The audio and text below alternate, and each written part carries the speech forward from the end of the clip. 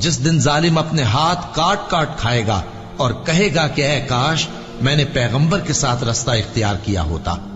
हाय शामत, काश मैंने फला शख्स को दोस्त न बनाया होता। उसने मुझको किताब नसीहत के मेरे पास आने के बाद बहका दिया। और शैतान इंसान को वक्त पर दगा देने वाला है। यूं नहीं, जब जमीन कूट कूट कर बराबर कर दी जाएगी और तुम्हारा परवरदिगार जलवा फरमा होगा और फरिश्ते कितार दर कितार आ जाएंगे और दोज़ख उस दिन सामने लाई जाएगी, तो इंसान उस दिन सोचेगा, मगर अब सोचने से उसे फायदा कहां मिल सकेगा। कहेगा काश मैंने अपनी इस जिंदगी के लिए कुछ आगे भेजा होता। तो उस दिन न कोई अल्लाह के अजाब की तरह का अजाब देगा और न कोई उसके जकड़ने की तरह जकड़ेगा। जिस दिन उनके चेहरे आग में उलट पुलट किए जाएंगे तो कहेंगे ऐ काश हम अल्लाह की फर्माबरदारी करते और रसूल सल्लल्लाहु अलैहि वसल्लम का हुक्म मानते। और जिसका नामा अमाल उसके बाईं हाथ में दिया जाएगा तो वो कहेगा ऐ काश मुझको मेरा अमाल नामा न दिया जाता और मुझे मालूम न होता कि मेरा हिसाब क्या है। ऐ काश मौत मेरा काम तमाम कर चुकी होती। आज मेरा माल मेरे कुछ भी काम ना आया, मुझसे मेरा इख्तिदार जाता रहा। हुक्म होगा कि इसे पकड़ लो, अब इसे तौक पहना दो, फिर दोज़ख की आग में इसे झोंक दो, फिर जंजीर से जिसकी लंबाई 70 गज है जकड़ दो। और इनसे दुनिया की जिंदगी की मिसाल भी बयान कर दो कि वो ऐसी है जैसे पानी जिसे हमने आसमान से बरसाया तो उसके साथ जमीन की पैदावार मिलकर निकली, फिर वो चूरा चूरा हो गई कि हवाएं उसे उड़ाती फिरती हैं। और अल्लाह तो हर चीज पर कुदरत रखता है। माल और बेटे तो दुनिया की जिंदगी की रौनक और जीनत हैं, और नेकियां जो बाकी रहने वाली हैं वो सवाब के लिहाज से तुम्हारे परवरदिगार के यहाँ बहुत अच्छी और उम्मीद के लिहाज से बहुत बेहतर हैं।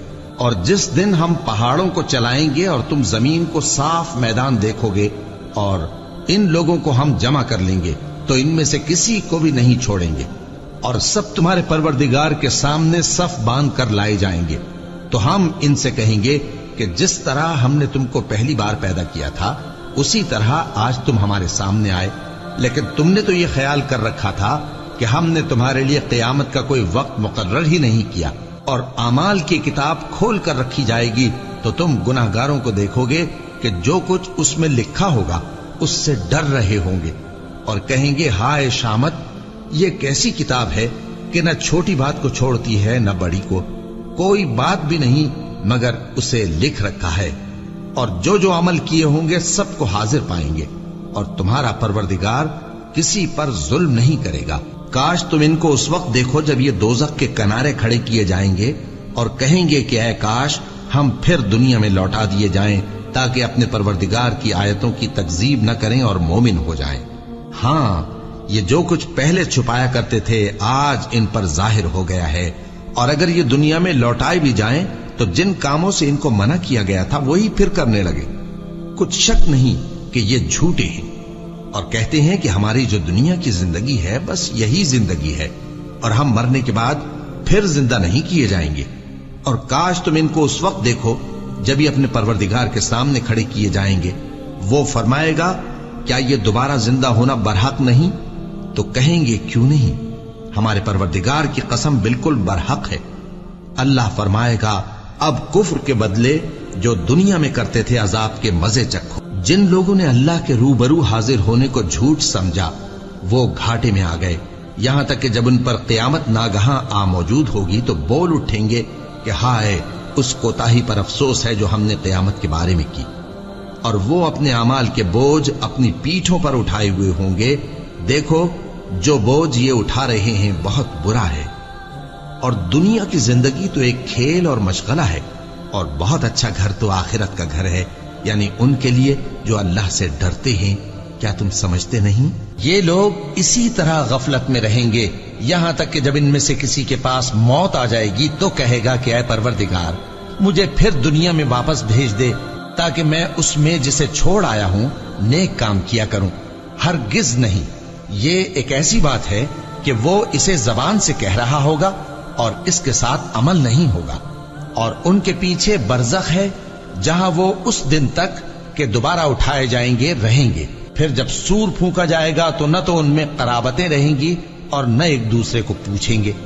تو جن کے اعمال کے بوجھ بھاری ہوں گے تو وہی کامیاب ہیں، اور جن کے بوجھ ہلکے ہوں گے وہ لوگ ہیں جنہوں نے اپنے آپ کو خسارے میں ڈالا، ہمیشہ دوزخ میں رہیں گے۔